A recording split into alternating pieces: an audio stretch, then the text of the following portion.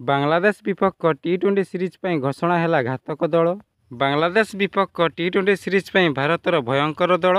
ଦଳରେ ଦେଖିବାକୁ ମିଳିଛି 3ଟି ନୂଆ ମୁହଁ। ବାଂଲାଦେଶ ବିପକ୍ଷ ଟି-20 ସିରିଜ୍ ପାଇଁ ମୟଙ୍କ ଯାଦବ, ନୀତିଶ ରାଣା ଏବଂ ନୀତିଶ କୁମାର ରେଡ୍ଡୀଙ୍କୁ ଡାକରା ହୋଇଛି। ତେବେ ଚାଲନ୍ତୁ ଜାଣିବା ସମ୍ପୂର୍ଣ୍ଣ ଖବର ବିଷୟରେ। ଆସନ୍ତା ଅକ୍ଟୋବର 6 ତାରିଖରୁ ଭାରତ ଏବଂ ବାଂଲାଦେଶ ମଧ୍ୟରେ 3 ମ୍ୟାଚ୍ ବିଶିଷ୍ଟ ଟି-20 ସିରିଜ୍ ଖେଳାଯିବାକୁ ଥିବାବେଳେ ଏହି ସିରିଜ୍ ପୂର୍ବରୁ ଭାରତର ମୁଖ୍ୟ ଚୟନକର୍ତ୍ତା ତଥା ଅଜିତ ଆଗରଙ୍କ ଦ୍ୱାରା 15 ଜଣିଆ ଦଳ ଘୋଷଣା କରିଛି ବିସିସିଆଇ। ଏହି ସିରିଜ୍ର ପ୍ରଥମ ମୁକାବିଲା ଅକ୍ଟୋବର 6 ତାରିଖ, 9 ତାରିଖ ଏବଂ 12 ତାରିଖ ଖେଳାଯିବ। ତେବେ ଚାଲନ୍ତୁ ଜାଣିବା ଭାରତୀୟ ଦଳ।